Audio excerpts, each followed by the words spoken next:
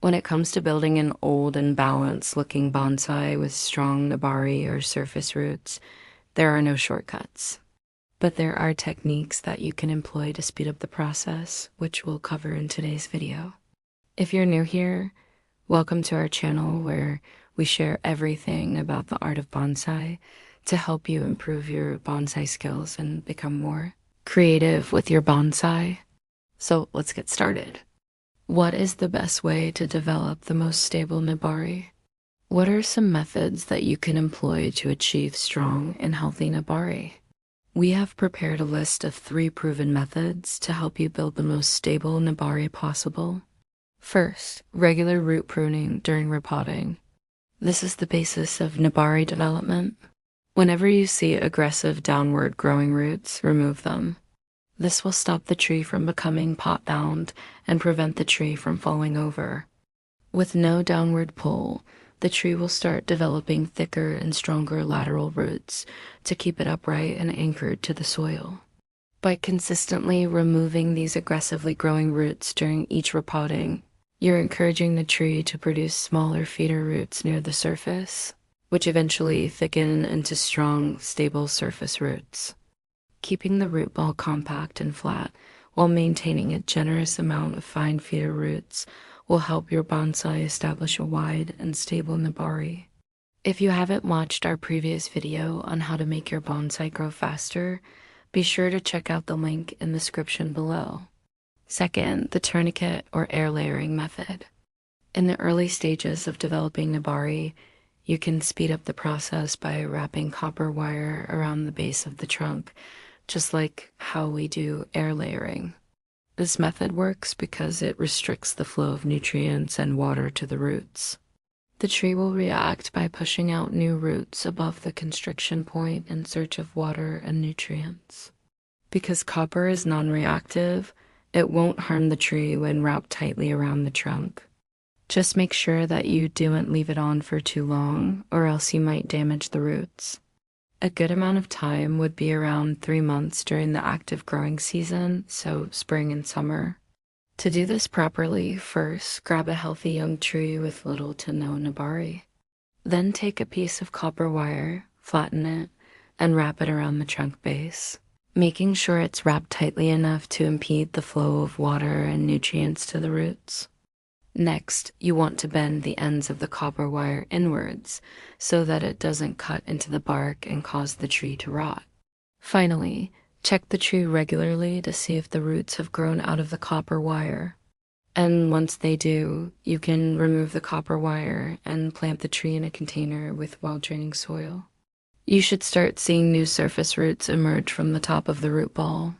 Do not forget to fertilize regularly to ensure that the tree stays healthy.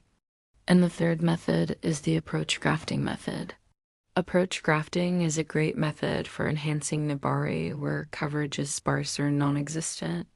It involves inserting a pencil-thick scion or a section of the same species into the base of the trunk and leaving it exposed so that it heals over in 1 to 2 years. It essentially acts as a new root that grows outward, contributing to the development of stable Nebari. To perform an approach graft, begin by taking a healthy scion from a mature tree, ensuring that it has both leaves and bark.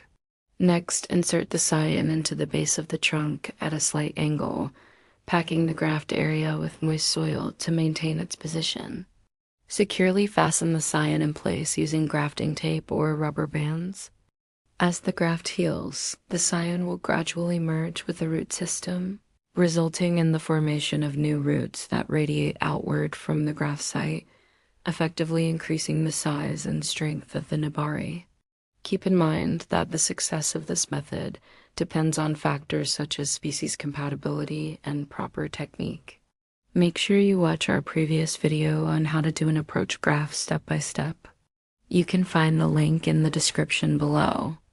Aside from these 3 common methods, we found some interesting ways that other bonsai growers use to develop their Nebari. First, covering the pot with a tile to create new surface roots. This method is simple and effective, especially for trees in the early stages of development. By placing a tile or any flat object on top of the pot, you're limiting the space for roots to grow downward. Instead, the roots are forced to grow outward towards the edges of the container, eventually emerging through the drainage holes and forming a layer of surface roots. Another method that has been gaining popularity recently is the board technique. This approach involves securing the tree to a board, similar to the way we do with the Dutch or Italian-style bonsai. While this method is typically used for styling, it can also be helpful for developing Nebari. By wiring the roots to the board, you can control their direction and encourage them to grow in a more desirable pattern. It's important to note that this method may not be suitable for all types of bonsai, but it can be very effective for certain species. Here's a tip from another grower. I had poor Nebari on my Chinese elm. I wired it down to a false bottom board, and I think it looks much better now. Reddit.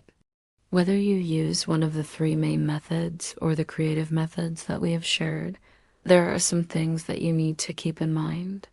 First, you need to be patient because creating strong and stable Nebari takes time, especially if you're dealing with an older tree. Be prepared to wait several years to see significant progress. Don't rush the process because you could end up damaging your tree if you try to force Nebari development.